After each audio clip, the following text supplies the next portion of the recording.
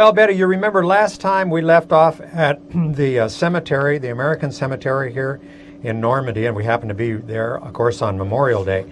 And today we'd like to show you, we're going to start off with this, actually where we left off last time, and we had a wonderful speaker. And there's another speaker who is Senator, or rather I should say Congressman Henry Brown, and he's going to give us an address as well. This was such a moving day.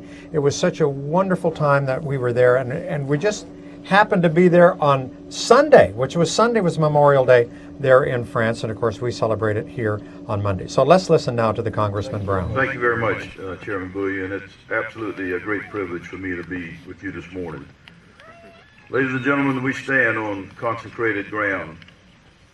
Each of us cherish a life of freedom, and the promise of tomorrow is connected to this place. From here, the young men who President Reagan had pointed out in 1984 called the champions who helped free a continent, helped secure a world's tomorrow.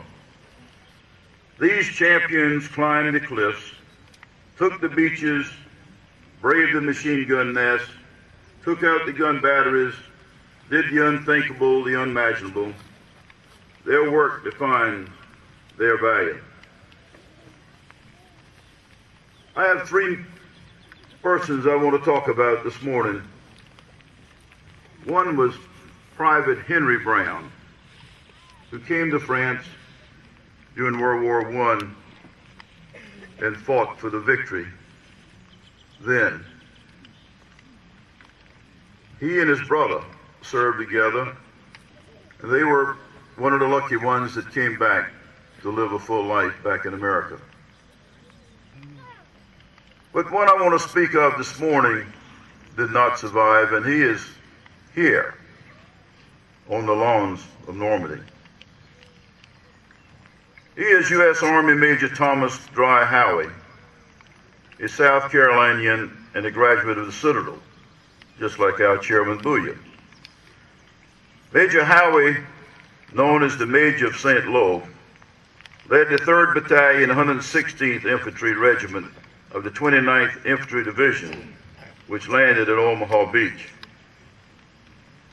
After weeks of exhausting combat in one of history's bloodiest campaigns, in the hedgerows and there we stand, Major Howie was ordered to relieve the regiment's 2nd Battalion. In 2 hours, his men did it, defeating Germans who had held for days. Major Howie saw the opportunity for his battalion to continue their momentum and take St. Lo, an important crossroads. Taking a field phone, he told his commanding general, the 2nd can't make it. They're exhausted. They're too cut up. Then after a moment he said, yes, sir, we can do it. See you in St. Lo. Major Howie gave the orders to attack. At that moment, a German mortar barrage hit the battalion. Shrapnel struck Howie in the back, mortally wounding him. The news of this beloved officer's death bolstered the men of the 3rd Battalion, who took St. Lo in fierce combat. Remembering Howie's vow to see him in St. Lo, his commanding general had him placed into an ambulance, still in his combat gear, so that he could be driven into the city. With combat still raging, Howie's men carried his body into the city and placed him, draped with the American flag, on the rubble of a church wall. The men then returned to battle. A monument to Major Thomas Dry Howie stands in St. Lo.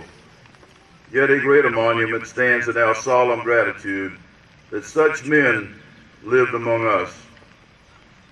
And so we hear today, our eyes beholding these sacred remains, our hands unbound and free of tyranny, our hearts warm in that solemn trust. We give thanks for the champions who helped free a continent, and so doing exchange their tomorrows for ours.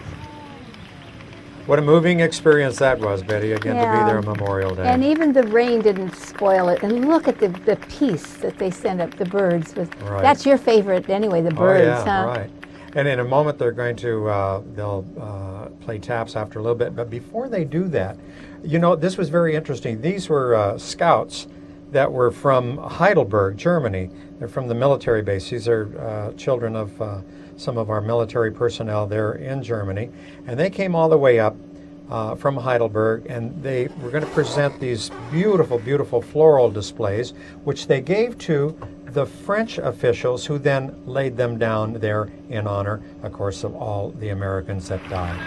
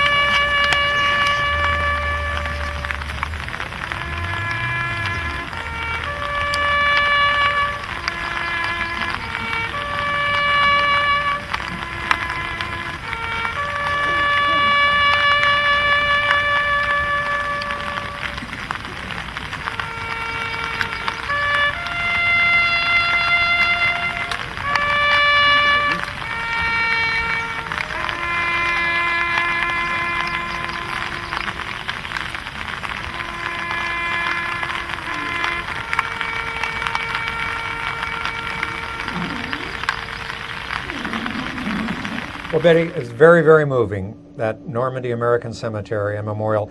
And anyone that visits France, I would say this is a must. You really have to put this on your itinerary. I found it really an emotional thing. I was there before, and it was misting then, and you know, it's crying time. Oh, I mean, yeah. even though it was a lovely, beautiful trip, you do have to take time out of your life sometime and not just think about what you're going to eat or how much you're going to have or how much fun, but realize, true. yeah. Now we're going to Armange, where we see... Where are we Betty- going? Tell me that. Armange. How did he say it? Armange. Armange. That was our guide. He was a little animated. Anyway, we see this is, of course, where they brought in and made piers and landing areas there that the Allies brought in here. But our stop here was, there was a beautiful museum here, but it was also time for lunch. Yeah, I went to the museum. You went to the museum? Yes, sir. I You did. were a good Well, girl. then I did have something to eat later, but Did not just a was little hungry. off your plate and a little off somebody else's plate, you know. Well, that'll do it. Anyway, that plate really impressed me. Look Some at people, that. oh my golly, and they've already dug into it. Look at all the goodies that were What do on you think? that Is that a crab? one. Oh yeah, there was A crab, big- there a was big- lobster. Yeah, but there that was, big thing, that was a crab? there was there were 3 or 4 crabs. Oh, on there. okay. Yeah. I thought it was a big. jig-room big there. But so our people had mussels and fish and steak and good stuff. Anyway, that's the museum that you went to, Betty, right? Yes, sir. And that was evidently very, very exciting. Yes, I wish we would have had more time here too, but it was. There's so much here to see, so much to see. And I didn't realize that when the Germans built that wall, I mean, they did the whole. They started up in Norway and went all the way It's down tremendous. to All- Spain. My All golly. cement, wasn't it? Cement Yeah, and it was so it's a incredible. really... Anyway, we have gone now down the road again, and we are now at Bayeux. Bayeux. That's Bayou, that's- I think. Remember the kinda- song Blue? No, that's Bayou. Blue Bayou, huh? Do you know that song? This no, Oh, no. okay. I mean, I don't know this You song want me to either. sing it to you? No, thank you very much. okay. Anyway, this is Bayeux. So Bayeux, I think I'm Bayeux, sure, right? I'm sure. And here, before we go into the cathedral, couldn't take pictures in here, just a little bit. They have Queen Matilda's tapestry, which tells the epic story of William the Conqueror's conquest of England in the year 1066. I think it's the longest tapestry in the world. I think so. I think Huge. this is sort of not on the wonders of the world, but one of those that are in sort of in that kind of a category. Mm-hmm. Such an unusual, and to be so old. Yeah. Oh, yeah. My Yeah. goodness sakes, it was something. And then from there, of course, we went right into the cathedral that you can see here. Now, the cathedral was built originally as a Norman cathedral, and it was consecrated in 1077. But only part of that remains a Norman cathedral now. It's just it's been redone several times. They did those large arches that you see right here in 1142 to 1263, and then the Gothic stuff, which we see the real Gothic stuff here. What do you mean by a Norman? Let's go. What's a Norman? That predated the Gothic. Predated the Gothic. So Right. that's a period of time, Yes, an right. architectural period of time, not Well, historical period of time. historical. Yeah, Okay. period of time. So thank you, sir. That's okay. Anyway, the Gothic art came along from 1165 to 1205 in this beautiful cathedral. This is called the Cathedral of Our Lady, or Cathedral of Notre Dame, and it is magnificent inside, as you can see. There were various religious wars, and that also damaged the inside of the cathedral. And of course, that has happened all over Europe, naturally. But I wanted to get a lot of pictures here because I don't know if you ever get the chance to go back to this beautiful, beautiful cathedral. Part of it had collapsed over a period of time, and it has, as we say, been worked on ever since that early period, way before 1077. I think the stained glass windows are outstanding, just sensational. They really are. I wish that we would have been there when they played the organ there. You know, I love to hear the organ in these wonderful, wonderful old churches.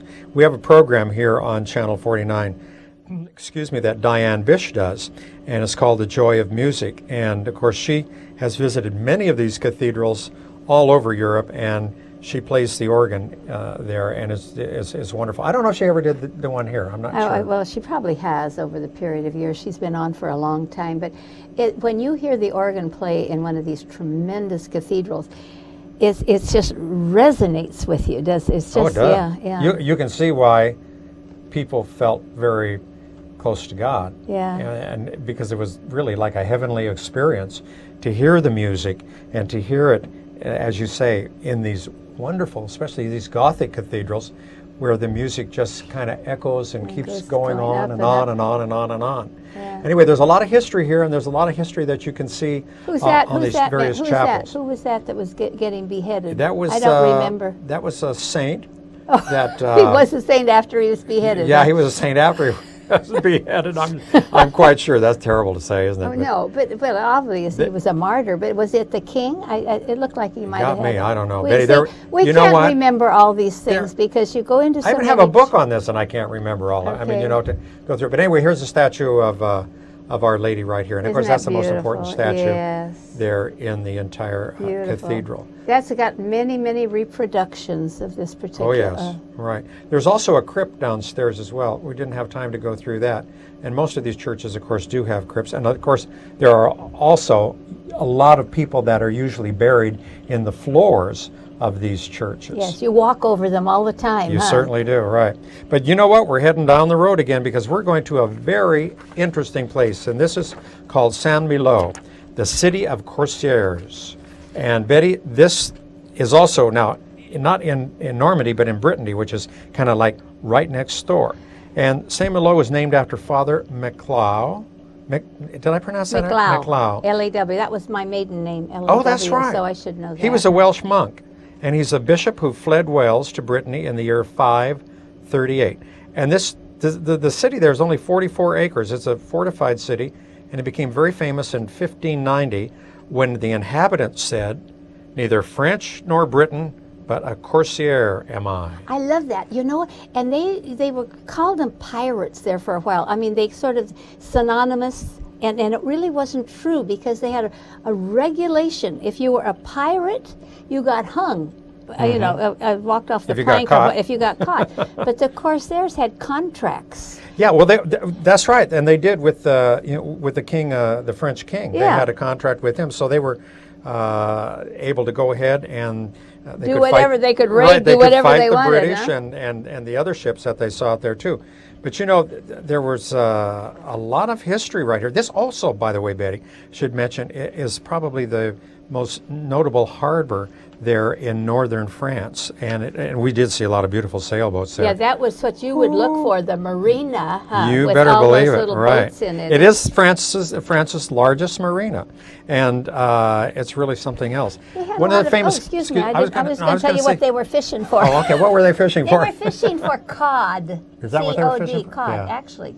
Truly. But you know, some of these guys left here and went clear over and discovered northern Canada. Isn't that amazing? I Yeah, it's love that incredible. story. This is a fantastic story. Oh, it is. There's a lot that you can read about in this little town called Saint-Malo, M-A-L-O, and some of the islands that you see out here too. The tide really comes and goes. As you can see, it can be a very, very big tide right there. A big tide. I love that. Right. I love well, that. you don't want nobody standing there. It would cover you up, if you happen to be standing there. There's a guy by the name of Robert Surcouf, and he was Surcouf, and he was born in 1773. And when he was 13 years old, he played hooky to become a sailor. By the age of 22, he was already a captain of one of the Corsair ships. And his fame dates back to August of 1795 when he attacked a convoy of 3 English merchant vessels that were hauling rice cargo. He forced them to surrender, and on his way back, he encountered the Triton, an English warship that carried 150 men and 26 cannons. Having only 60 sailors and 4 cannons of his own, he asked his crew to hide. Then he feigned being the only one on board, and when the 2 boats were close enough, guess what?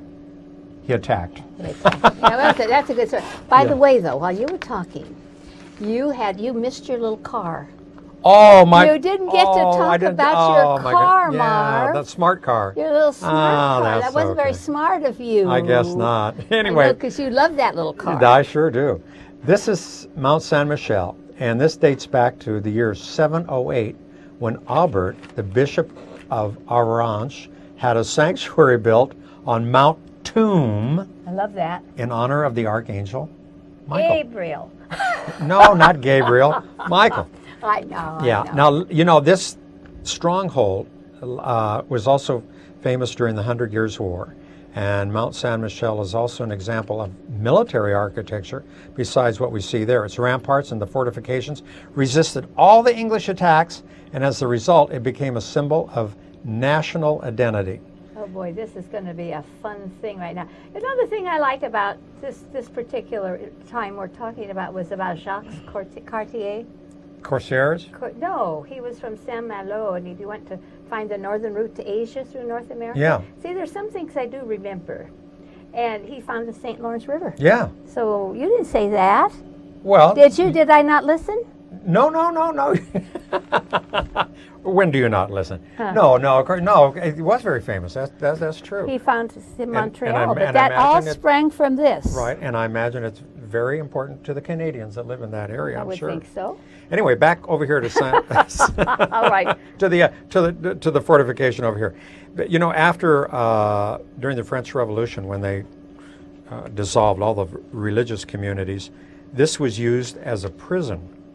And then after that, it became a historic monument in the year 1874.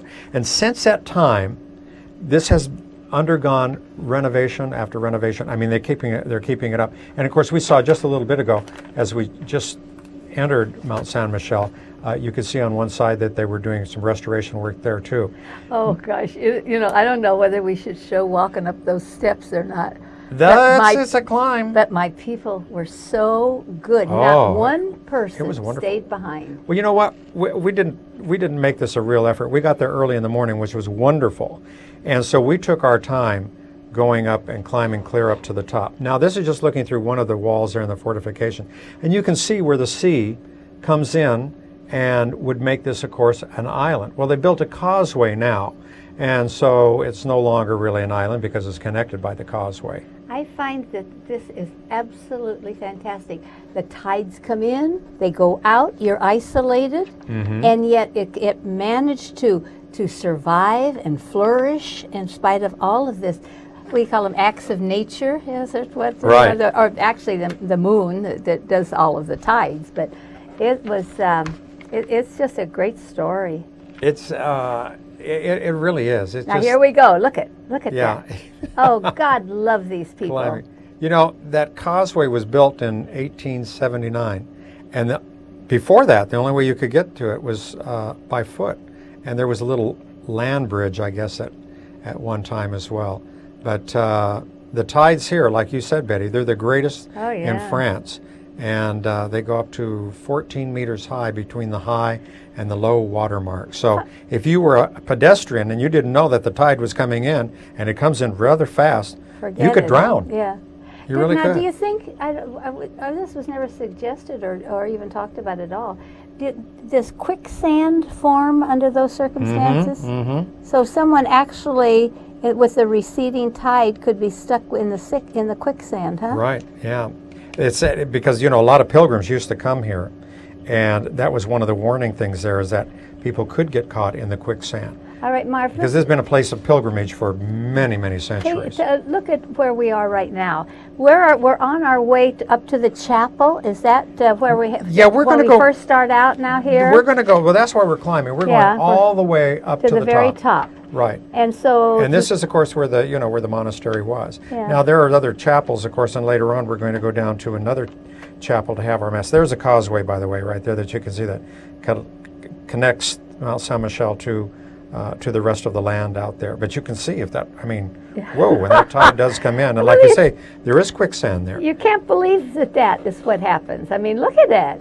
It's huge. But we know it does, it's huge. Of course, yeah. And, but what a beautiful, beautiful view that you get from up here. Yeah, look at the beautiful view. Yeah, the tourist buses. Now, this was early in the morning. Actually, By yes. the time that we left, that whole area was filled full of buses, of course, that were coming in. Because this is one of the most popular places to visit there. And I'll tell you what, Betty, I've always, always, always wanted to visit here. And I was so thrilled that we had the opportunity to do it. Now, we've reached the top.